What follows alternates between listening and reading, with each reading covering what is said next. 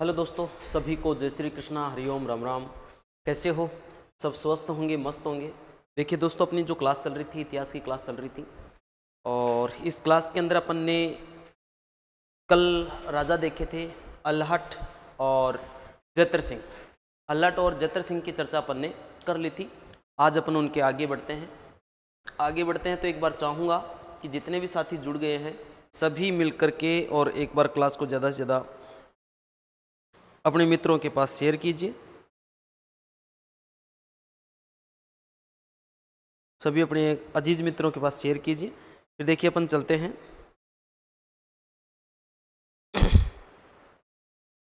अपने टॉपिक की ओर बढ़ेंगे। फिर तो एक बार मैं चाहूँगा कि सारे एक बार शेयर कर दीजिए।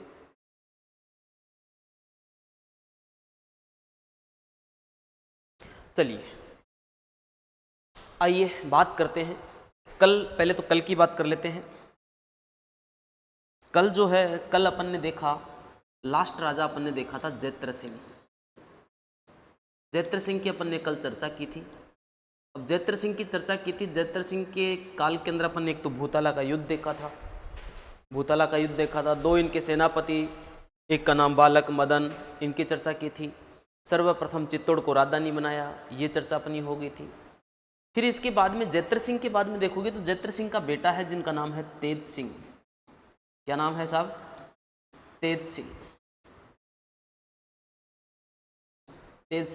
तेज सिंह की अपन बात करें तो तेज सिंह के काल में देखो कोई ज़्यादा काम नहीं है, एक काम बड़ा इंपॉर्टेंट है जो अपने आर्ट और कला और संस्कृति की दृष्टि से देखते हैं, अपन आर्ट एंड कल्चर की दृष्टि से देखते हैं तो बड़ा इंपॉर्टेंट है। तो देखिए पहली बात करूं, तेज सिंह की एक रानी हुआ करती थी, रानी, जिनका नाम था जैतल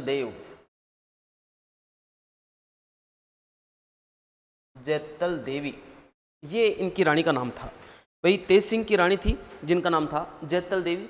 और जैतल देवी ने क्या किया था? जैतल देवी ने एक काम किया था। एक काम क्या किया था? इस जैतल देवी ने श्याम पार्श्वनाथ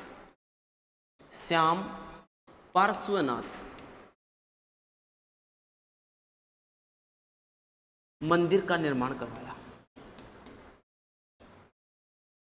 श्याम पार्श्वनाथ मंदिर निर्माण किसने करवाया? वो जैतल देवी ने करवाया। किसकी रानी हुआ करती थी साहब? ये रानी तेज सिंह की हुआ करती थी। दूसरी अपन तेज सिंह के काल में अपन बात करते हैं तो तेज सिंह के काल में दूसरी अपन बात करें तो तेज सिंह के काल में एक चित्र बना, चित्र जिसका नाम है श्रावक प्रतिक्रमण सूत्र चूर्णी, ये एक चित्र बना था। ये जो चित्र है, ये चित्र आपके लिए बड़ा इंपॉर्टेंट है। क्यों इंपॉर्टेंट है? क्योंकि ये जो चित्र है ये बना था, इसका समय आप देखोगे तो समय ये बना था 1260 के अंदर। शासक किसके काल में? भाई काल देखोगे तो काल किसका है? काल है तेज सिंह का। तेज सिंह के काल में ये चित्र बना। इसका चित्रकार कौन है भाई? चित्रकार जिसका नाम है कमल चंद्र। क्या नाम है? कमल चंद्र नामक चित्रकार ने इस चित्र को बनाया था। फिर इसके बाद में ये जो चित्र है ये ताम्रपत्र पर बनाया गया। किस पर भाई? ताम्रपत्र पर बनाया गया। ताम्रपत्र पर बनाया गया था। और ये जो चित्र है ये राजस्थान चित्रकला का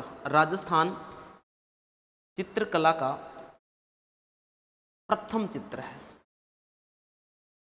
राजस्थान चित्रकला का प्रथम चित्र माना गया। ये आपके लिए बड़ा इंपॉर्टेंट है, 2 बार नाम बोलोगे याद हो जाएगा। श्रावक प्रतिक्रमण सूत्र चूर्णी।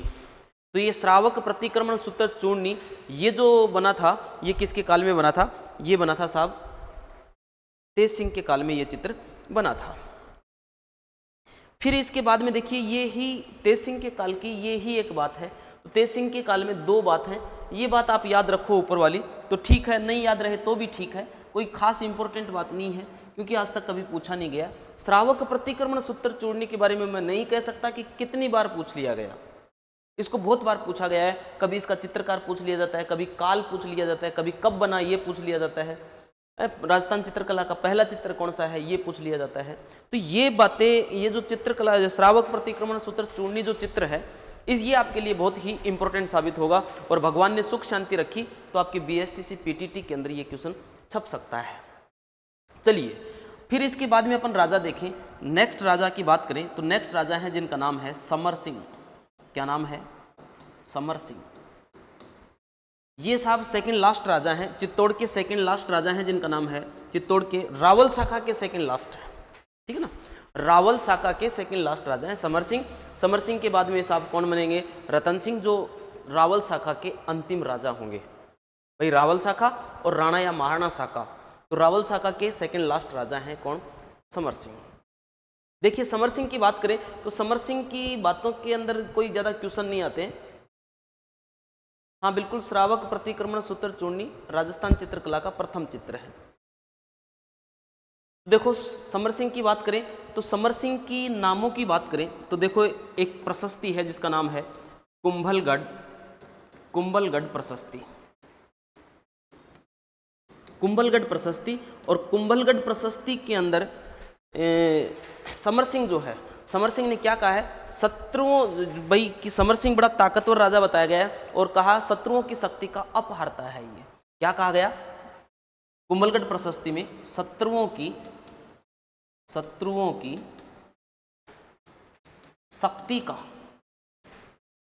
शक्ति का अपहर्ता किसको कहा गया है? तो शत्रुओं की शक्ति का अपहर्ता किसको कहा जाता है साहब? समर सिंह को कहा जाता है, अपहर्ता है, ठीक है। तो ये कहाँ पे मिलता है अपने को? ये मिलता है साहब अपने को कुंभलगढ़ प्रशस्ति के अंदर ये बात मिलती है।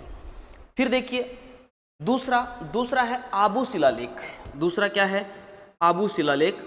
और आबू शिलालेख के अंदर क्या कहा गया है? आबू शिलालेख। और आबू शिलालेख के अंदर कहा गया है कि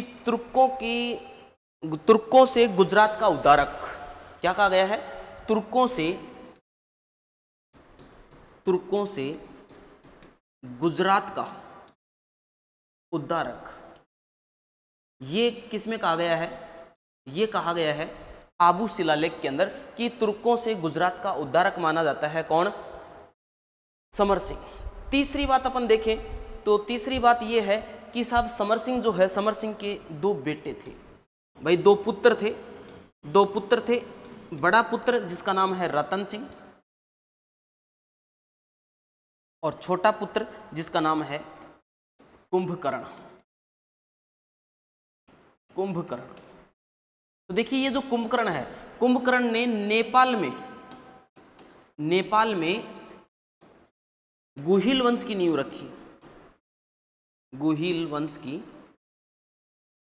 रखी।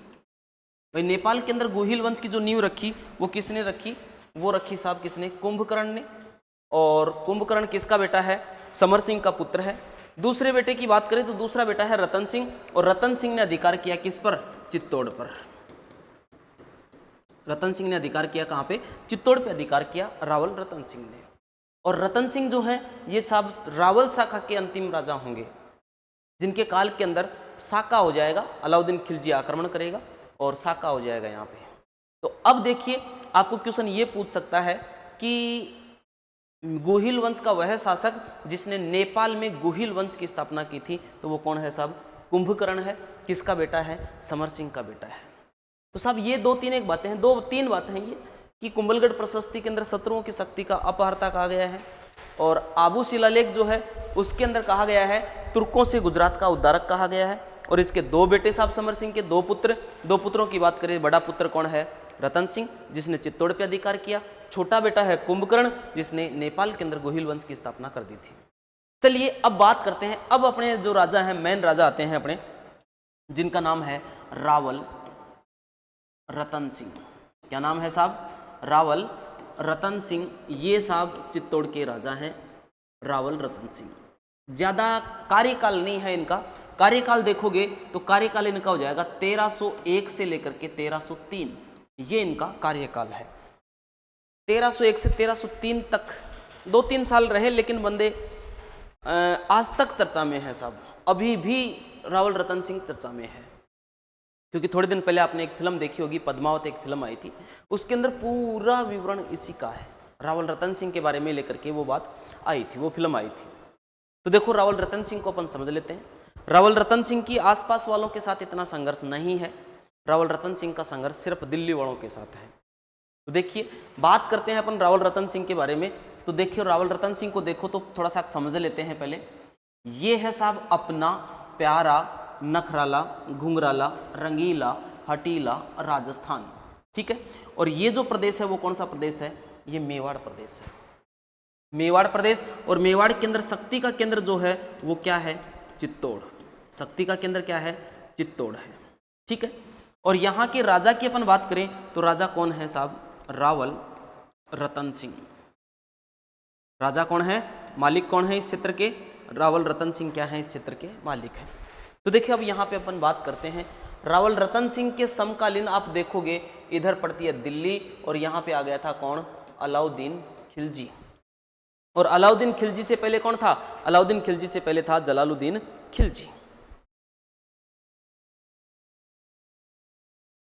हाँ देखिए, बिल्कुल देखिए, शेयर कीजिए क्लास को, अपने सभी मित्रों के पास शेयर कीजिए क्लास को, तभी पढ़ने में मजा आएगा। तो देखिए बात करते हैं यहाँ पे रावल रतन सिंह। अब देखिए इसके मेवाड़ जो है, मेवाड़ के इधर पड़ता है गुजरात, ये क्या है गुजरात। और इधर आप देखोगे इधर एमपी के अंदर पड़ता है मालवा, क्या पड़ता है, मालवा। दिल्ली के ऊपर जो भी राजा आए वो सारे के सारे साम्राज्यवादी नीति के राजा थे, भाई सारे के सारे क्या थे, साम्राज्यवादी नीति के शासक थे। तो अलाउद्दीन खिलजी है, इसने सोचा कि यदि चित्तौड़ अपन जीत ले तो चित्तौड़ से गुजरात पे अधिकार किया जा सकता है और चित्तौड़ से मालवा को जीता जा सकता है। मालवा उस समय का धन धान्य प्रदेश था, धन धान्य प्रदेश था, खूब सारा अन्न वगैरह हुआ करता था, अनाज वगैरह हुआ करता था, यहाँ पे खूब टैक्स वगैरह आया करता था मालवा से। गुजरात इसलिए इंपॉर्टेंट था क्योंकि यहाँ से व्यापार संभव था। तो अलाउद्दीन खिलजी की ऑलरेडी योजना थी किसको जीतने की, चित्तौड़ को जीतने की, कि भाई चित्तौड़ को जीतेंगे तो अपना दक्षिण का जो रास्ता है वो साफ हो जाएगा, गुजरात अपन जीत सकते हैं, मालवा अपन जीत सकते हैं, मालवा अपन ने जीत लिया तो फिर नीचे महाराष्ट्र के अंदर भी अपन जा सकते हैं। तो इस प्रकार से साम्राज्यवादी नीति के तहत कहते हैं विद्वान कि ये आक्रमण करता है। दूसरा कारण देखो, दूसरा क्या बात कहते हैं, दूसरा बात कहते हैं कि साहब रानी पद्मिनी, रानी पद्मिनी, रानी पद्मिनी, देखिए इनकी चर्चा करते हैं। तो साहब पद्मिनी की चर्चा करते हैं तो देखो श्रीलंका है, क्या है, श्रीलंका। और श्रीलंका के अंदर एक द्वीप पड़ता है श्रीलंका, श्रीलंका का एक द्वीप है जिसका नाम है सिंहल द्वीप। क्या नाम है, सिंहल द्वीप। और सिंहल द्वीप के जो राजा हैं, सिंहल द्वीप के राजा हैं जिनका नाम है गंधर्व सेन। क्या नाम है, गंधर्व सेन, ये यहाँ के राजा हैं। और गंधर्व सेन की पुत्री है, पुत्री जिसका नाम है पद्मिनी। क्या नाम है, पद्मिनी।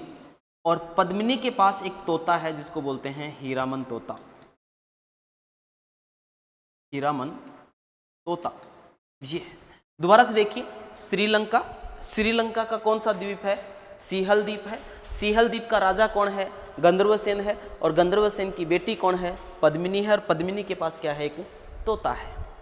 अब साहब कहते हैं, मैं नहीं कह रहा, विद्वान कह रहे हैं कि ये जो तोता है ये उड़ता उड़ता उड़ता उड़ता इस क्षेत्र के अंदर आ गया, मेवाड़ के अंदर।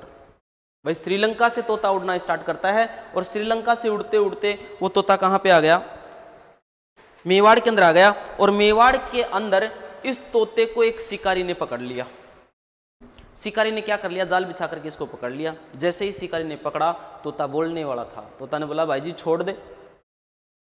शिकारी घबरा गया कि यार ये तो स्पेशल तोता है, बोलने वाला तोता है, और यदि इसको मैं मेरे पास रखूंगा और राजा को पता चल जाएगा तो राजा मेरे को दंड देगा। तो क्या करता है साहब, ये शिकारी क्या करता है, इस तोते को किसको दे देता है, रावल रतन सिंह को दे देता है। अब रावल रतन सिंह ने जैसे ही इस तोते को पिंजरे में बंद किया, तोते ने कहा कि महाराज मेरे को छोड़ दो, एक बात बताऊंगा। रतन सिंह ने देखा कि यार तोता तो बोलता है। तो फिर रतन सिंह ने तोते को छोड़ा। तोते ने बताया, हीरामन तोता जो है उसने रतन सिंह को बताया कि महाराज ऐसे ऐसे श्रीलंका है, श्रीलंका के अंदर सिंहल द्वीप है, सिंहल द्वीप का राजा है गंधर्व सेन, और गंधर्व सेन की बेटी है पद्मिनी। वो इतनी सुंदर है, इतनी सुंदर है, बहुत घनी सुंदर है। क्या कहा उस तोते ने कि महाराज यदि वो पानी वगैरह पीती है तो उसको दिखता है, पानी गले में दिखता है, और कोई यूं नाखून लगा दे तो वहां से खून आ जाए। ये मैंने नहीं कहा, ये किसने कहा? हीरामन तोते ने कहा। किससे कहा? ये रतन सिंह से कहा। अब साहब रावल रतन सिंह ने ये बात सुनी और रावल रतन सिंह के ख्याल आ गए, किसके? पद्मिनी के। तो विद्वान कहते हैं कि रावल रतन सिंह शिकारी का भेष बना लिया और शिकारी का भेष बना करके पहुंच गया कहाँ पे? सिहल द्वीप। सिहल द्वीप के अंदर रावल रतन सिंह पहुंच गए और सिहल द्वीप के अंदर पहुंचे और वहां पे राजबागों के अंदर ये चले गए थे। और राजबागों में गए तो वहां पे राजबागों के अंदर आया हुआ है कौन? गंधर्वसेन। और गंधर्वसेन ने जैसे ही रतन सिंह को देखा और देखते ही आदेश दिया कि इस बंदे को गिरफ्तार करो, ये बंदा शिकारी नहीं है। पकड़ लिया साहब। पकड़ने के बाद में पूछा गया कि कौन है तू? शिकारी तो नहीं है। तो रतन सिंह ने सब सच्ची बता दी कि देखो जी, मैं शिकारी नहीं हूं, मैं ऐसे ऐसे मेवाड़ का राजा हूं, इतने मेरे पास घोड़े हैं, इतने मेरे पास हाथी हैं, इतने मेरे पास संपदा है, इतनी मेरी जमीन है, इतनी गायें हैं, ये इतनी मेरी सेना है। ये खूब लंबा चौड़ा बताया। गंधर्वसेन ने देखा कि यार चेक करो, देखिए ये ठीक है कि नहीं है, सही बता रहा है कि नहीं बता रहा है। तो साहब होता क्या है, कहते हैं, मैं नहीं कह रहा, विद्वान कह रहे हैं कि गंधर्वसेन ने चेक करवाया कि मेवाड़ का राजा है या नहीं है, इतने हाथी हैं या नहीं है, इतने घोड़े हैं या नहीं है, इतनी गायें हैं या नहीं है, इतना साम्राज्य है या नहीं है। वो देखने आया, वो पागल हो गया देख करके, क्योंकि मेवाड़ प्रतिष्ठित था शुरुआत से ही, काफी लंबा चौड़ा क्षेत्रफल था, खूब अच्छी सेना थी यहाँ पे, हाथियों की सेना, पैदल सेना, घोड़ों की सेना, खूब सेना थी, खूब गायें। तो साहब यहाँ आकर के बताया कि महाराज जितना आपका क्षेत्र है ना, जितने आपके क्षेत्र के अंदर जनता रह रही है ना, उतनी तो साहब बंदे के पास सेना ही है। और साहब बातें सच्ची लगी तो साहब आगे पूछा कि इधर क्यों आया? तो इसने कहा कि मेरे पास एक तोता गया जिसने मेरे को पद्मिनी की सुंदरता का उल्लेख किया, और बस उसी को प्राप्त करने के लिए मैं कहाँ आ गया? उसी को प्राप्त करने के लिए मैं यहाँ पे आ गया। अब साहब गंधर्वसेन है प्रभावित हो गए कि बंदा सच बोल रहा है, प्रभावित हुआ और प्रभावित होकर के पद्मिनी का विवाह करवा दिया। किसके साथ? रतन सिंह के साथ। रतन सिंह के साथ विवाह करवा दिया और पद्मिनी की सुरक्षा के लिए दो व्यक्तियों को भेज दिया, एक का नाम था गोरा और एक का नाम था बादल, कि रास्ते में कोई दिक्कत आए सॉरी के तो देख लेना, तुम्हारी जिम्मेदारी है कि रास्ते में कोई दिक्कत नहीं आनी चाहिए। गोरा और बादल, एक पद्मिनी का चाचा है और एक पद्मिनी का भतीजा है। अब साहब एक विद्वान तो इस बात का समर्थन करता है, दूसरा विद्वान कहता है कि ना, ऐसा नहीं हुआ। पद्मिनी का स्वयंवर रखा गया और रावल रतन सिंह स्वयंवर में गए थे, स्वयंवर में जीत करके लाए साहब। किसको? पद्मिनी को, क्योंकि रावल रतन सिंह भी बड़े हैंडसम राजा थे साहब, तो स्वयंवर के अंदर जीत करके लाए थे। तीसरा विद्वान कहता है कि नहीं, ऐसा नहीं हुआ। कहते हैं कि रावल रतन सिंह ने सिहल द्वीप पर आक्रमण किया और सिहल द्वीप पे आक्रमण करके और साहब पद्मिनी जो है इसको जीत करके लाया। सिहल द्वीप को जीता, जीत करके किसको लेके आया? पद्मिनी को लेकर के आया। अब साहब मैं कहता हूं कि चाहे स्वयंवर में जीत के लाया हो, चाहे शिकारी का भेष बना करके जीत के लाया हो, चाहे लड़ाई करके जीत के लाया हो, कैसे भी लाया, रावल रतन सिंह ले आया किसको साहब? पद्मिनी को। कहाँ पे ले आया? चित्तौड़। अब साहब राजा ने शादी की है, राजा ने शादी की है तो साहब क्या होगा? राजा आवश्यकता अनुसार लोगों को क्या करेगा? दान करेगा, भूखों को भोजन खिलाएगा, गरीबों को वस्त्र बांटेगा, ब्राह्मणों को आभूषण वगैरह देगा। वो जिसको आज कहते हैं रिसेप्शन, जिसको आप बोलते हो, वो वाला किया रतन सिंह ने। रतन सिंह और पद्मिनी।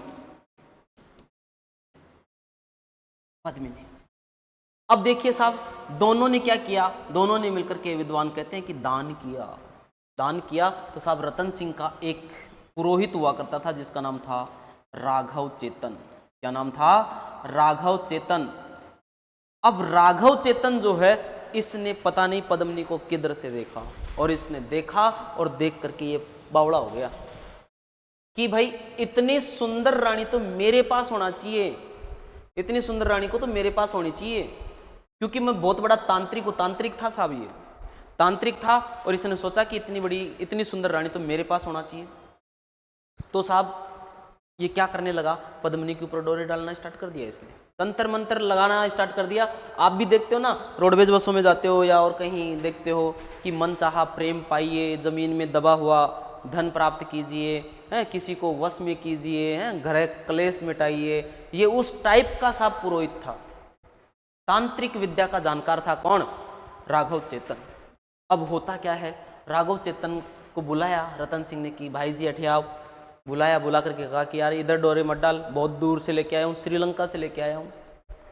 इसने एक बार बंद कर दिया, लेकिन वापस इसके तो वही दिमाग में चले, दोबारा डोरे डालना स्टार्ट कर दिया, दोबारा डोरे डालना स्टार्ट कर दिया। रावल रतन सिंह ने इसको यहाँ से क्या कर दिया, निकाल दिया। निकाला तो ये साहब राघव चेतन यहाँ से चला और यहाँ से चल करके सीधा किसके पास चला गया था, अलाउद्दीन खिलजी के पास। किसके पास गया? अलाउद्दीन खिलजी के पास गया था। और अलाउद्दीन खिलजी ऑलरेडी चित्तौड़ पर आक्रमण की योजना बना रहा था। ऑलरेडी उसकी योजना थी कि किस पे आक्रमण करेंगे, चित्तौड़ पे आक्रमण करेंगे, क्योंकि गुजरात और मालवा के ऊपर निगरानी रखी जा सकती है चित्तौड़ से। और साहब ये राघव चेतन जाकर के कहता कि महाराज क्या हाल है। महाराज ने बोला बहुत बढ़िया है, तू बता राघव चेतन तेरे क्या हाल है। बोला महाराज मेरे बढ़िया है। इसने कहा महाराज आपका साम्राज्य वगैरह कितना क्या कर रखा है। अलाउद्दीन खिलजी ने कहा कि अरे गणाई कर रखा है, बहुत लंबा चौड़ा साम्राज्य। बोला रानियां, बोला रानियों की तो कमी नहीं है, 150-200 रानी है। तो कहते हैं कि राघव चेतन ने कहा अलाउद्दीन खिलजी को कि महाराज आपकी 150-200 रानी एक साइड में और मेवाड़ के राजा रावल रतन सिंह की रानी पद्मिनी एक साइड में। हिल गया अलाउद्दीन खिलजी सुन करके कि यार मेरे पूरे देश में से छांट छांट करके रानियां हैं, सुंदर सुंदर रानियां हैं, इनसे भी सुंदर है वो। बोला हो महाराज बहुत जोर की सुंदर है। बोला क्या है ऐसा? बोला महाराज वो पानी पीती है, दिखता है, उसकी कोई यूं अंगुली लगाता है खून आ जाता है वहां से। अब साहब ये बात सुनी किसने? अलाउद्दीन खिलजी ने। और अलाउद्दीन खिलजी ने सुनी और अलाउद्दीन खिलजी भी क्या हो गया, बावड़ा हो गया। और अलाउद्दीन खिलजी ने ये बात सुनी किसके मुंह से? राघव चेतन के मुंह से। तो आपका क्वेश्चन जो है, क्वेश्चन ये पूछा जाता है कि रावल रतन सिंह को पद्मिनी की सुंदरता का उल्लेख किसने किया था? तो हीरामन तोते ने किया था। दूसरा पूछेगा कि अलाउद्दीन खिलजी को पद्मिनी की सुंदरता के बारे में किसने बताया था? तो किसने बताया था? राघव चेतन ने बताया था। अब साहब अलाउद्दीन खिलजी की पहले से योजना थी चित्तौड़ पे आक्रमण करने की, और साहब क्या किया? हाँ दिखता है, उस जमाने में दिखता था, अब नहीं दिखता है ना, आजकल खालड़ी आने लगी, पहले गैस की पाइप हुआ करती थी, गैस जाता हुआ दिखता ना, उस टाइप से। ये विद्वानों ने कहा है सिर्फ काल्पनिक है, ये काल्पनिक है ना। पद्मावत ये मलिक मोहम्मद जायसी की देन है, ये इतनी सुंदरता का उल्लेख करना। बाकी आप भी समझते हो कि किसी महिला की यूं अंगुली लगाए वहां से खून आए, तो सोच लो महिला थोड़ी है, कैसे वंश आगे बढ़ेगा? तो सोच के देखो, है ना। ये सिर्फ कल्पना की गई है, किसके द्वारा? मलिक मोहम्मद जायसी द्वारा। मलिक मोहम्मद जायसी, इसने ग्रंथ लिखा है जिसका नाम है पद्मावत। और इस पद्मावत ग्रंथ के अंदर लिखा है, इसको काल्पनिक माना गया है। इस ग्रंथ को क्यों माना गया है? क्योंकि ये जो रचना है ये 1540 की है। भाई पद्मावत ग्रंथ जो लिखा गया था ये 1540 में लिखा गया था, और ये बात कर रहा है कब की? 1301 से 1303 की। तो ये इस ग्रंथ को क्या माना गया है? काल्पनिक माना गया है ना। घना गौर मत करना। अब देखिए साहब, ये जो बातें हैं सुंदरता की बातें हैं, इतना नहीं होता है, इतना सुंदर नहीं होता है। यदि पानी अपने अंदर जाता हुआ दिखाई दे रहा है तो अपन इंसान नहीं है, गैस की पाइप है अपन। तो देखो छोड़ो, खैर हालांकि विद्वानों ने कहा है तो अपने को तो पढ़ना पड़ेगा। तो अब देखिए यहाँ पे अलाउद्दीन खिलजी को अस्थि पंजर हिल गया पद्मिनी की सुंदरता को देख करके, सुन करके, उसके बारे में सुन करके ये हिल गया। इसकी योजना पहले से चित्तौड़ जीतने की थी, पद्मिनी की बात सुनी तो और ज्यादा इच्छा हो गई कि अब तो जीतना पड़ेगा किसको? चित्तौड़ को। तो साहब अलाउद्दीन खिलजी जो है, अलाउद्दीन खिलजी ने एक फरमान जारी किया, किसके पास? चित्तौड़ रावल रतन सिंह के पास, कि दोनों रावल रतन सिंह और पद्मिनी मेरी अधीनता स्वीकार कर लो और शाही सेना में, शाही सेवा के अंदर क्या हो जाओ? उपस्थित हो जाओ। रावल रतन सिंह ने देखा कि तू होता कौन है? Who is this? तेरे पास वो शाही सेवा के अंदर में उपस्थित क्यों होंगे? आ जाऊं ने कहा लाऊं। और साहब उस फरमान को क्या कर दिया? वापस भेज दिया कि भाग जाओ यहां से। तो साहब अलाउद्दीन खिलजी क्या करता है? आक्रमण करता है। आक्रमण किया तो चित्तौड़ के पास एक चित्तौड़ी पहाड़ी है, चित्तौड़ी पहाड़ी, इसके ऊपर कहते हैं कि अलाउद्दीन खिलजी ने क्या डाल दिया था, अपना पड़ाव डाल दिया था। अलाउद्दीन खिलजी ने अपना पड़ाव डाल दिया था और यहां से कहते हैं कि चित्तौड़ दुर्ग के क्या लगा दी थी, घेराबंदी लगा दी थी। और ये घेराबंदी कहते हैं कि 6-7 महीने तक चली। अलाउद्दीन खिलजी चित्तौड़ को नहीं जीत पाया तो इसने कूटनीति खेली, कूटनीति अपनाई। और क्या नीति अपनाई, इसने एक फरमान और जारी किया रावल रतन सिंह के पास कि अपन क्या कर लेते हैं, संधि कर लेते हैं। तो साहब संधि करने का प्रस्ताव भेजा। तो ये साहब ये चित्तौड़ दुर्ग, यदि आप में से किसी ने नहीं देखा है तो ये बोर्ड की तरफ देख लो, मैंने कौन सा दुर्ग बना दिया, चित्तौड़ दुर्ग बना दिया। ये इसका दरवाजा, ये चारों ओर की डोली परकोटा, और इस परकोटे के चारों ओर घेराबंदी है किसकी, अलाउद्दीन खिलजी की। अब साहब रावल रतन सिंह ने कहा कि आजा संधि कर लेते हैं। तो साहब रावल रतन सिंह के पास जाता है कौन, अलाउद्दीन खिलजी। अंदर गया ये मकान, ठीक। और यहां बैठ करके दोनों ने क्या कर ली, संधि कर ली। कुछ बातें हुई होंगी संधि के अंदर कि ये इतनी सीमा मेरी रहेगी, इतनी सीमा तेरी रहेगी, इतना टैक्स तेरे को यहाँ से देना पड़ेगा, ये मैं ऐसा करूँगा, यहाँ पे मैं गुजरात जाऊँ मेरे को रोकेगा नहीं, मैं मालवा जाऊँ मेरे को रोकेगा नहीं, मेरा सहयोग करेगा, ये करेगा वो करेगा, कुछ ना कुछ तो संधि के अंदर हुआ है। अब साहब विद्वान कहते हैं कि साहब जैसे ये संधि हुई तो अलाउद्दीन खिलजी ने लास्ट के अंदर एक जिद की कि मेरे को पद्मनी दिखाओ तो ही संधि को मानूं, वरना संधि कैंसिल। रावल रतन सिंह ने मना कर दिया कि नहीं, ये हमारे वसूलों के खिलाफ है, ये ऐसा हम नहीं करेंगे। लेकिन फिर मजबूर होता है, क्या करता है, पद्मनी को दिखाया जाता है। कैसे दिखाया गया, आपने यदि चित्तौड़ दुर्ग देखा है तो वो पद्मनी महल देखा होगा, पद्मनी महल, और पद्मनी महल के जस्ट पीछे आपने देखा होगा एक पानी का तालाब साक है, और उस तालाब के अंदर एक छोटा सा मकान और बना हुआ है। छोटा सा तो क्या है, बढ़िया है, इतने तो अपने घर हैं, शहरों के अंदर इतने बड़े तो घर हैं। वो पद्मनी का ग्रीष्मकालीन निवास था, इस पानी के अंदर, इस तालाब के अंदर ग्रीष्मकालीन निवास था। तो साहब कहते हैं कि पद्मनी को इस महल के अंदर आई और महल के अंदर एक शीशा लगाया गया और शीशे की परछायां कहाँ पे पड़ती है, इस पानी के अंदर पड़ती है। तो पानी के अंदर अलाउद्दीन खिलजी ने पद्मनी की परछायां देखी और परछायां देख करके डंग से बावड़ा हो गया और साहब आ गया। अब वो एक सनी देओल वाली फिल्म है ना कि रतन सिंह का हाथ अलाउद्दीन खिलजी पर, अलाउद्दीन खिलजी का हाथ रतन सिंह पर, दोनों बातें करते करते आ रहे हैं। क्योंकि कोई भी बराबर का व्यक्ति आता है तो उसको सम्मान देने के लिए पहले परंपरा थी कि गेट तक छोड़ के आना पड़ता था। तो साहब रतन सिंह ने वही किया, लेकिन रतन सिंह को क्या पता था कि अरे इसके अंदर कुछ और चल रहा है। तो साहब जैसे ही कहते हैं विद्वान की गेट के पास आए, आते ही अलाउद्दीन खिलजी ने रतन सिंह की क्या लगाया, धक्का लगाया। रतन सिंह गेट के बाहर, दरवाजे के बाहर अलाउद्दीन खिलजी की सेना थी। क्या कर लिया, पकड़ लिया, गिरफ्तार करके अंदर एक फरमान और जारी किया। कहा कि यदि रतन सिंह चाहिए तो पद्मनी कहाँ आ जाओ, दिल्ली आ जाओ। और साहब इसको गिरफ्तार करके और रतन सिंह को गिरफ्तार करके और कहाँ ले गया, ये दिल्ली ले गया। अब किसको बोला, पद्मनी को बोला कि दिल्ली आ जाना। पद्मनी कह रही है कि मैं दिल्ली जाऊंगी।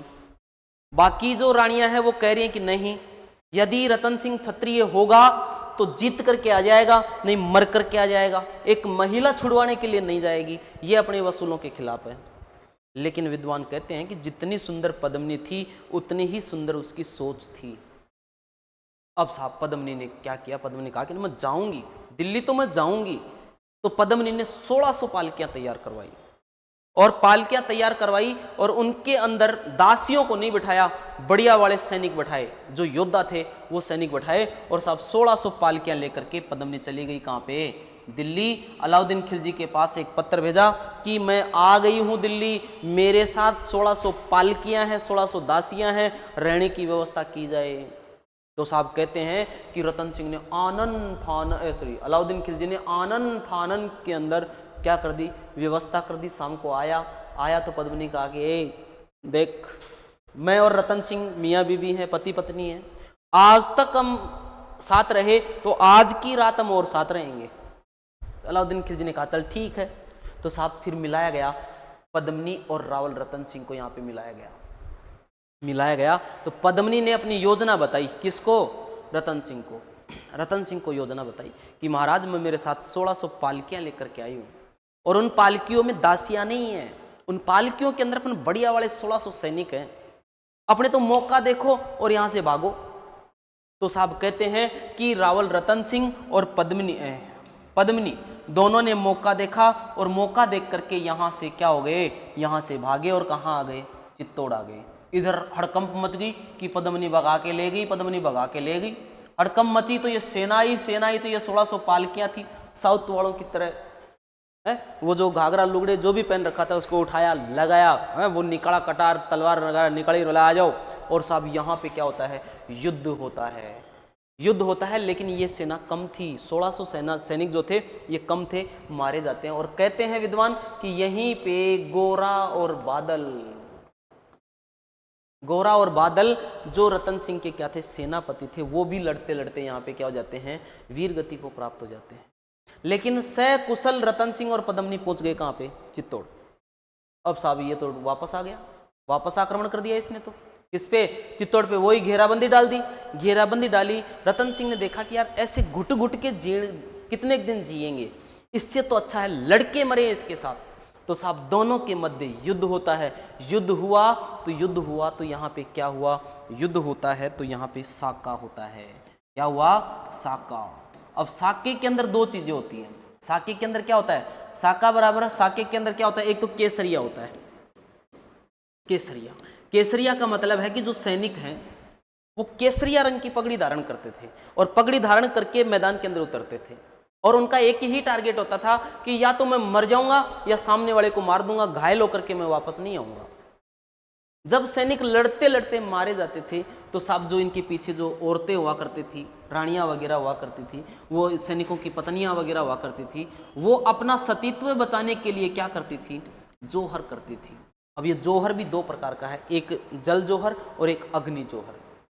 अग्नि जोहर है, लेकिन एक अपने रणथंभौर के अंदर एकमात्र जल जोहर है, जिसको राजस्थान का पहला साका भी कहा जाता है, पहला जोहर भी कहा जाता है। रणथंभौर के अंदर 1301।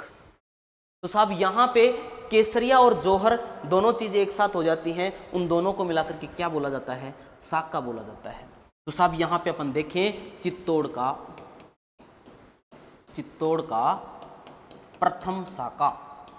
अब प्रथम साके की अपन बात करेंगे यहाँ पे, तो देखिए थोड़ी सी बातें समझना। यहाँ पे मैं बात करूं शासक की बात करूं तो शासक कौन है साहब, रावल रतन सिंह। शासक कौन, रावल रतन सिंह। यदि यहाँ पे मैं केसरिया की बात करूं, केसरिया किसने धारण किया था, तो केसरिया धारण भी किसने किया था, रावल रतन सिंह ने। रावल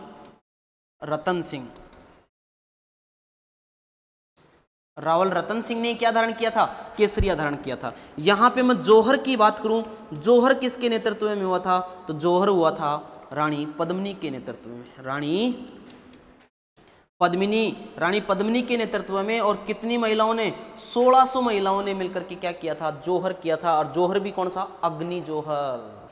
आग जलाई और आग जला करके कूद गई। क्यों भाई, ऐसा क्या था, देखो मैं बताऊं आपको, जैसे समझने की कोशिश करना। एक राजा ये है, एक राजा ये है, दोनों की आपस में लड़ाई हुई। मान लो कि इस राजा ने आक्रमण कर दिया, यहाँ पे इस राजा ने आक्रमण किया और ये राजा यहाँ पे जीत गया। यहाँ के जो राजा वगैरह हैं वो या तो लड़ते लड़ते मारे जाते थे या उनको बंदी वगैरह बना लिया जाता था। अब ये जो इसका जो क्षेत्र है वो सारा किसके अंडर में आ जाता था, इसके अंडर में। ठीक है, तो यहाँ पे जो भी संपदा वगैरह हुआ करती थी, चल अचल संपत्ति सारी किसकी हो गई, इस राजा की हो गई। यहाँ पे जो सैनिक है उनको बंदी बना लिया, यहाँ ले आए। यहाँ महिलाएं हैं उनको बंदी बना लिया, यहाँ ले आए। घोड़े वगैरह जो हैं उनको बंदी बना लिए और ले आए। तो साहब यहाँ पे महिलाओं को बंदी बना करके लाया जाता था। अब वो चाहे रानी हो, चाहे दासी हो, चाहे कुछ भी हो, और इधर ला करके उनके साथ गलत काम किया जाता था या दासी वगैरह बना दिया जाता। एक मुख्य महारानी को भी यहाँ यदि बंदी बना करके ले आते थे तो क्या कर देते थे, दासी बना देते थे। तो साहब इसी की रक्षा के लिए, अपने सतीत्व की रक्षा के लिए ही महिलाओं ने क्या किसका अनुष्ठान अपनाया, जोहर का अनुष्ठान अपनाया। क्योंकि सैनिक सारे लड़ाई के अंदर गए, पीछे जो महिलाएं हैं वो क्या करती थी, उनको पता चलता था कि अपने वाले तो लड़ते लड़ते वीरगति को प्राप्त हो गए, तो वो अपना सतीत्व है कि उनके हाथों के अंदर जाएं, उससे तो अच्छा है अपनी जीवन लीला खुद ही समाप्त कर लें। तो साहब आग जलाती और आग जला करके एक के बाद एक जय भवानी और आग के अंदर कूद जाती थी। वो होता है जोहर। तो जोहर किया था रानी पद्मिनी के नेतृत्व में किया था। और कितनी महिलाओं ने किया था ये भी याद रखना, 1600 महिलाओं ने किया था। आक्रमण की बात करूं मैं, आक्रमण किसने किया? आक्रमण किया अलाउद्दीन खिलजी ने, जो कहां का था? दिल्ली का था। आक्रमण किसने किया भाई? अलाउद्दीन खिलजी ने किया। अब देखिए यहां पे इसकी और बात करें तो ये जो साका है ना, ये राजस्थान का सबसे बड़ा साका था। सबसे बड़ा साका कौन सा है? यही है। और ये जो साका हुआ, ये साका कब हुआ था? ये साका हुआ 26 अगस्त 1303 को। 26 अगस्त 1303 को ये साका होता है। और ये जो साका है, देखिए यहां पे आप देखिए, वापस इस मैप में आता हूं मैं। एक जागीर है जिसका नाम है सिसोदा। कौन सी जागीर है? सिसोदा। और सिसोदा जागीर का जागीरदार हुआ करता था लक्ष्मण सिंह। कौन साहब? लक्ष्मण सिंह। और साहब जैसे ये आक्रमण हो रहे थे, इन आक्रमणों के अंदर सिसोदा का जागीरदार लक्ष्मण सिंह अपने 7 पुत्रों के साथ वीर गति को प्राप्त हो गया था। 7 पुत्रों के साथ वीर गति को प्राप्त हो गया था। कौन साहब? सिसोदा का जागीरदार लक्ष्मण सिंह। अभी आगे लक्ष्मण सिंह की अपन बात करेंगे। तो साहब ये राजस्थान का सबसे बड़ा साका है। राजस्थान का यहाँ पे प्रथम अग्नि जोहर है, ये प्रथम अग्नि जोहर है। इस प्रकार से अलाउद्दीन खिलजी जो है इस क्या करता है? चित्तौड़ को जीत लेता है। चित्तौड़ को जीता और चित्तौड़ को जीत करके इसने चित्तौड़ का नाम बदल दिया। चित्तौड़ का नाम बदल करके और इसने क्या किया? अलाउद्दीन खिलजी ने खिजराबाद कर दिया था। क्या कर दिया था? खिजराबाद। क्योंकि इसका बेटा था खिज्र खां और ये दुर्ग सौंप दिया किसको? खिज्र खां को। खिज्र खां को सौंप दिया और खिज्र खां को सौंप करके और कहाँ चला गया था? दिल्ली चला गया था। और इधर जैसे ही इसकी सेना मारी जाती है लड़ाई के अंदर, तो साहब यहाँ पे कत्लेआम का आदेश भी दिया किसने? अलाउद्दीन खिलजी ने। कत्लेआम भी करवाया चित्तौड़ के अंदर। अब साहब यहाँ चला गया, वहां चला गया, दिल्ली चला गया, इधर ये सारा विनाश हो गया और रावल रतन सिंह जो हैं वो लड़ते लड़ते मारे जाते हैं। रावल शाखा के अंतिम राजा हैं कौन? रतन सिंह। अब देखिए रतन सिंह की तो मृत्यु हो गई साहब, यहाँ पे अधिकार हो गया किसका? अलाउद्दीन खिलजी का। तो अब थोड़ा सा देखिए, थोड़ा सा आपको चित्तौड़ के अंदर ले जाता हूं मैं, थोड़ा सा चित्तौड़ के अंदर ले जाता हूं। आगे की बात आएगी जब आगे बात कर लेंगे। तो ये लो साहब चित्तौड़ के अंदर प्रारंभ के अंदर ये मौर्यों का अधिकार था। किसका? मौर्य। प्रारंभ के अंदर किस भाई? चित्रांगद मौर्य या चित्रांगद मौर्य या चित्रांग मौर्य ने चित्तौड़ दुर्ग का निर्माण करवाया। आप खूब पढ़ते हो। तो प्रारंभ के अंदर चित्तौड़ जब बना तो चित्तौड़ पे किसका अधिकार था? मौर्यों का अधिकार था। फिर इसके बाद में आप देखते हैं तो आपने बप्पा रावल पढ़ा और बप्पा रावल ने 734 ईस्वी के अंदर किसको हराया? यहाँ पे मान मौर्य को। किसको हराया? मान मौर्य को हराया। और मान मौर्य को हरा करके यहाँ पे बप्पा रावल ने अधिकार किया। बप्पा रावल। और बप्पा रावल कौन से वंश के हैं साहब? गुहिल वंश के। गुहिल वंश के। तो देखो पहले चित्तौड़ पे किस वंश का अधिकार था? मौर्यों का अधिकार था। मौर्यों के वंश से छुड़वा लिया 734 के अंदर बप्पा रावल ने और किसका अधिकार हो गया?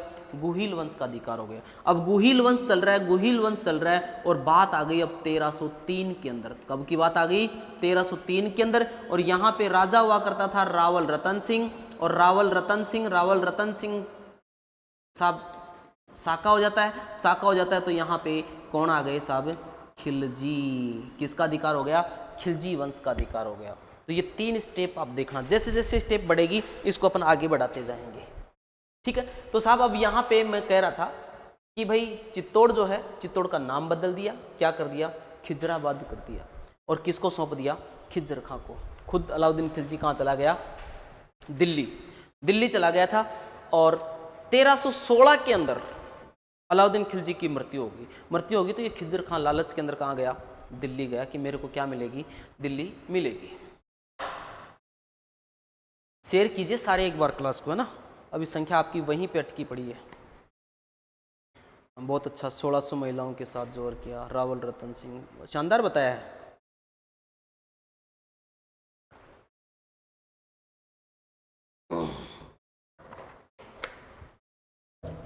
देखिए तो अब साहब बात करते हैं, रावल रतन सिंह की बातें हो गई है, तो बात करते हैं अब चित्तौड़ पे।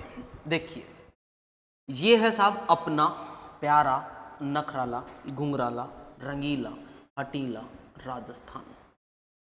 ये साहब मेवाड़ प्रदेश। एक जागीर है जिसका नाम है सिसोदा।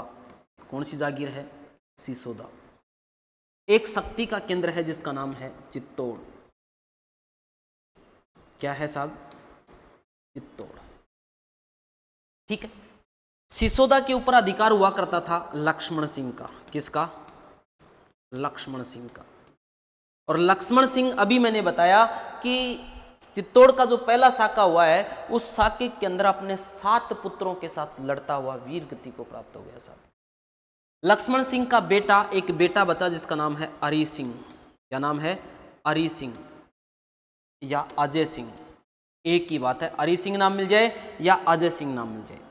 फिर इसके बाद में यहां पे अधिकार आया किसका? राणा हमीर का। किसका आया? राणा हमीर, इसका अधिकार आया।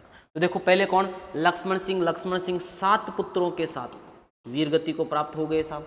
फिर कौन आए? अरी सिंह या अजय सिंह आया। राणा अरी सिंह या अजय सिंह। अजय सिंह का बेटा कौन? राणा हमीर। ये राणा हमीर हिम्मत वाला आदमी है साहब। इधर चित्तौड़ पे बताता हूं सिचुएशन क्या है। चित्तौड़ जीता 1303 के अंदर, तो कौन, किसका अधिकार हुआ? खिज्जर खां का। किसका अधिकार हुआ? खिज्जर खां का अधिकार हुआ। 1316 के अंदर अलाउद्दीन खिलजी मर गया तो खिज्जर खां ये जो दुर्ग सौंप देता है, किसको सौंप देता है? मालदेव को। मालदेव सोनगरा या मूछाला मालदेव भी कहते हैं, मालदेव को सौंप दिया। मालदेव मर गया तो मालदेव का बेटा है जिसका नाम है जैसा। क्या नाम है? जैसा, या इसका नाम मिलता है जयसिंह। जयसिंह, या इसका नाम मिल सकता है आपको बनवीर। अलग विद्वान, कोई विद्वान क्या जैसा मान रहा है, कोई विद्वान जयसिंह मान रहा है, कोई विद्वान बनवीर मान रहा है, लेकिन बेटा मान रहे हैं किसका? मालदेव सोनगरा का। अब देखिए साहब, लक्ष्मण सिंह तो साके के अंदर ही शहीद हो गए। इधर 1316 के अंदर ये छोड़ गया किसके पास आया? मालदेव के पास। और मालदेव ने फिर दे दिया किसको? अपने बेटे को, जैसा जयसिंह बनवीर को। इधर लक्ष्मण सिंह के बाद में कौन बना साहब? सिसोदा का जागीरदार। सिसोदा जागीर है ये। कौन बना साहब? अरी सिंह। और अरी सिंह के बाद में कौन बना साहब? राणा हमीर। तो फाइनली मैं यहां पे लिखता हूं, फाइनली यहां पे तो कौन है साहब? राणा हमीर। और यहां पे कौन है? जैसा। आप जैसा, जयसिंह, बनवीर, कोई सा भी नाम लिख सकते हो। ठीक। इधर है दिल्ली। ये क्या है? ये है दिल्ली। और दिल्ली के अंदर भी सत्ता परिवर्तन हो गई थी और यहां पे आ गया था महमूद बिन तुगलक।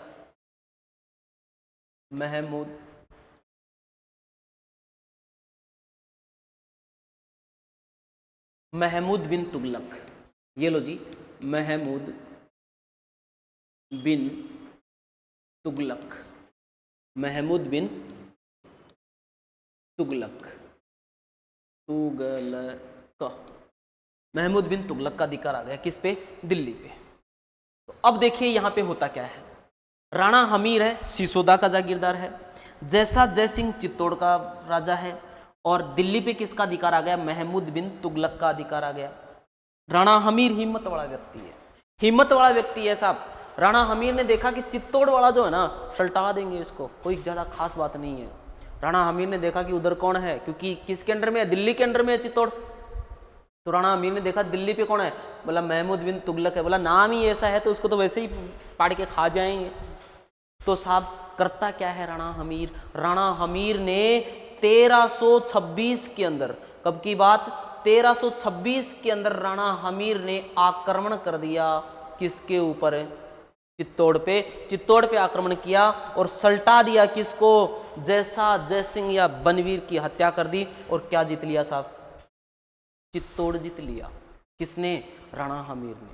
अब चित्तौड़ जीता तो लूण, मिर्च, नमक, तेल सारे एक साथ लगते हैं किसके? महमूद बिन तुगलक के।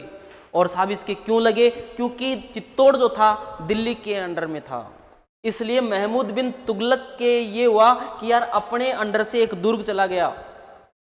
तो साहब होता क्या है? ये महमूद बिन तुगलक है, इसने क्या किया? चित्तौड़ पे आक्रमण किया, चित्तौड़ पे आक्रमण किया। वो ही बात है कब की, 1326 की। 1326 के अंदर चित्तौड़ पे अब कौन आ गया, हमीर का अधिकार हो गया। और उधर कौन है, महमूद बिन तुगलक। आक्रमण किया तो यहाँ से उधर से महमूद बिन तुगलक और इधर से राणा हमीर दोनों आए। दोनों के मध्य एक युद्ध होता है जिसको बोलते हैं सिंगोली का युद्ध। कौन सा युद्ध, सिंगोली का युद्ध। और ये युद्ध कब हुआ, 1326 के अंदर। और इस युद्ध के अंदर मैं बात करूं, एक तरफ तो है कौन, राणा हमीर, एक तरफ कौन है साहब, राणा हमीर वर्सेज दूसरी तरफ कौन है, महमूद बिन तुगलक। कौन है साहब, महमूद बिन तुगलक। और साहब राणा हमीर हिम्मत वाला व्यक्ति है, एक दुर्ग जीत लिया, जागीरदार से सीधा राजा बना। कितना स्ट्रगल किया होगा, कितना संघर्ष किया होगा, जागीरदार से सीधा राजा बना साहब। तो साहब राणा हमीर ने क्या किया, महमूद बिन तुगलक को हरा दिया और खुद कहाँ का, इस युद्ध को जीत गया। जीतने के बाद में चित्तौड़ पक्का, किसका, राणा हमीर का। अब साहब रोड़ा हो गया, मेवाड़ के अंदर रोड़ा हो गया कि सिसोदा वाले राजा बन गए, सिसोदा वाले राजा बन गए, सिसोदा वाले राजा बन गए। और साहब ये जो जागीर थी, इस जागीर के आधार पर ही नाम पड़ गया सिसोदिया। तो साहब ये जो शाखा चली, इस शाखा को सिसोदिया शाखा भी कहते हैं, राणा महाराणा या सिसोदिया शाखा।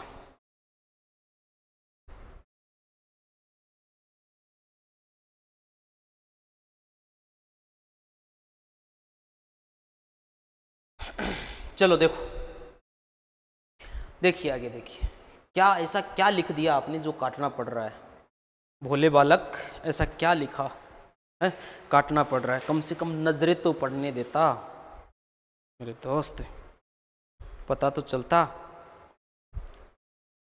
बिना जवाब दिए तूने काट लिया यार, क्या काटा। चलो खैर कोई नहीं, no tension, free mind at this time.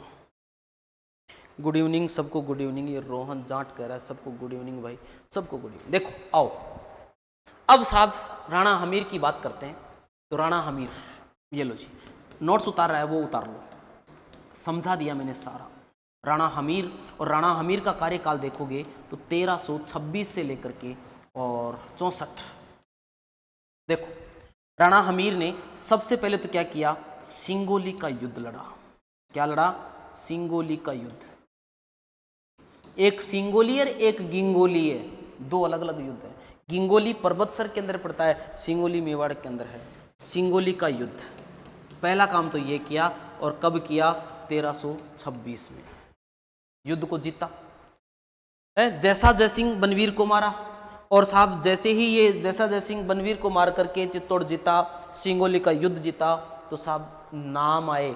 नाम की बात करें तो साहब नाम है, अलग अलग जगह अलग अलग नाम मिलते हैं। तो सबसे पहले मैं बात करूं कीर्ति स्तंभ प्रशस्ति में, कीर्ति स्तंभ प्रशस्ति। और कीर्ति स्तंभ प्रशस्ति में राणा हमीर के नाम की बात करें तो राणा हमीर को कहा गया है विषम घाटी पंचानन। ये बहुत इंपॉर्टेंट नाम है साहब, बहुत ही इंपॉर्टेंट नाम है कि मेवाड़ के किस राजा को विषम घाटी पंचानन कहा जाता है। तो साहब किसको कहा जाता है, राणा हमीर को कहा जाता है। और कहाँ पे ये उल्लेख मिलता है अपने को, तो कीर्ति स्तंभ प्रशस्ति के अंदर ये उल्लेख मिलता है। फिर साहब एक राजा हुए हैं जिनका नाम है कुंभा, और कुंभा ने एक ग्रंथ लिखा जिसका नाम है रसिक प्रिया। रसिक प्रिया, और ये रसिक प्रिया जो है ये गीत गोविंद पर कुंभा ने टीका लिखी थी। और रसिक प्रिया ग्रंथ के अंदर कहा, क्या कहा साहब, वीर राजा, क्या कहा, वीर राजा राणा हमीर। तो रसिक प्रिया ग्रंथ के अंदर क्या कहा साहब, वीर राजा। किसने, आप रसिक प्रिया ये कह सकते हो कि ये जो रसिक प्रिया है ये किसने लिखी थी, ये महाराणा कुंभा ने लिखी थी। तो महाराणा कुंभा ने राणा हमीर को क्या कहा, वीर राजा कहा। फिर साहब एक विद्वान और है, एक विद्वान है जिसका नाम है colonel James Tod. Colonel James Tod, और कर्नल जेम्स टॉड ने कहा प्रबल हिंदू राजा, प्रबल हिंदू राजा। ये कहा किसने, कर्नल जेम्स टॉड ने। किसको, राणा हमीर को प्रबल हिंदू राजा कहा। रसिक प्रिया जो ग्रंथ है महाराणा कुंभा का, उस ग्रंथ में क्या कहा गया है, वीर राजा कहा गया है। और साहब कीर्ति स्तंभ प्रशस्ति है, इसके अंदर ये नाम तो आपको याद ही रखना है, विषम घाटी पंचानन किसको कहा जाता है, तो राणा हमीर को कहा जाता है। इस बात को आप याद रखना। आपके ये याद रहे न रहे कि कहां पे कहा गया है, लेकिन ये याद रहना बहुत जरूरी है कि विषम घाटी पंचानन किसको कहा गया है, तो राणा हमीर को कहा गया है। ठीक है, फिर इसके बाद में अपन और बात करें, राणा हमीर की और बात करते हैं। तो राणा हमीर जो है, राणा हमीर को कहा जाता है मेवाड़ का उद्धारक। क्या कहा जाता है, मेवाड़ का उद्धारक। किसको कहा जाता है, राणा हमीर को। अब देखिए साहब, मेवाड़ का उद्धारक भामाशाह को भी कहा जाता है, लेकिन भामाशाह इज सेकंड उद्धारक। भामाशाह को मेवाड़ का दूसरा उद्धारक कहा जाता है। पहला उद्धारक तो कौन है, पहला उद्धारक तो राणा हमीर, जिसने क्या किया, जिसने मेवाड़ की हालत खराब हो गई थी, खराब हालत को अच्छी स्थिति में ला करके छोड़ा, वो राजा कौन, राणा हमीर। इसलिए राणा हमीर को क्या कहा गया, मेवाड़ का उद्धारक। और साहब इसके बाद में तो यहाँ पे एक से बढ़कर के एक राजा आए। फिर इसके बाद में साहब राणा हमीर ने एक काम करवाया, यहाँ पे काम क्या करवाया, राणा हमीर ने यहाँ पे अन्नपूर्णा माता मंदिर, अन्नपूर्णा माता मंदिर, माता मंदिर का निर्माण करवाया। किसने, राणा हमीर ने। तो देखो साहब, ये राणा हमीर के 3-4 एक काम है चित्तौड़। और साहब सिसोदिया वंश की नींव रखी। एक बात और लिख सकते हो आप, सिसोदिया वंश की नींव जो रखी वो किसने रखी, राणा हमीर ने रखी। तो साहब ये चीजें आप देखिए, क्या क्या कहा है मैंने कहा है कि भाई राणा हमीर जो है, राणा हमीर को कहा जाता है मेवाड़ का उद्धारक, प्रथम उद्धारक कह दो। हाँ, अन्नपूर्णा माता मंदिर। मारवाड़ का कहा जाता है दुर्गादास राठौड़ को। चलो, तो देखो साहब यहां पे बात कर रहे थे अपन राणा हमीर की। राणा हमीर बहुत ही इंपॉर्टेंट व्यक्ति हैं साहब। 1326 में जैसा जयसिंह बनवीर को मारा, चित्तौड़ जीता। दिल्ली के महमूद बिन तुगलक के साथ सिंगोली का युद्ध लड़ा, वो युद्ध जीता। युद्ध जीतने के बाद अन्नपूर्णा माता मंदिर का निर्माण करवाया, मेवाड़ का उद्धारक कहलाया, सिसोदिया वंश की नींव रखी। और सब विद्वानों ने फिर क्या दिया, नाम दिया। कीर्ति स्तंभ प्रशस्ति में कहा गया विषम घाटी पंचानन, रसिक प्रिया ग्रंथ के अंदर कहा गया वीर राजा, और कर्नल जेम्स टॉड ने कहा प्रबल हिंदू राजा। तो ये आज की अपनी क्लास थी। ठीक है, कल देखेंगे अपन इसके आगे आप देखोगे खेता है, लाखा है, मोकल है, कल अपन इनके राणा हमीर के आगे पढ़ेंगे। तो ठीक है दोस्तों, क्लास को शेयर किया करो, लाइक किया करो। रोज शाम को 7 बजे एग्जिट 7 बजे मैं स्टार्ट कर देता हूं। यदि कोई टेक्निकल प्रॉब्लम वगैरह होती है वो तो देखिए एक अलग बात है, बाकी एग्जिट 7 बजे स्टार्ट कर देता हूं मैं, 7:02 भी नहीं होने देता, क्योंकि मैं पूरे दिन यही रहता हूँ, मेरा काम ही यही है, तो मैं फिक्स टाइम पे स्टार्ट कर देता हूँ। तो ठीक है दोस्तों, अपन मिलेंगे नेक्स्ट क्लास में नए राजा के साथ।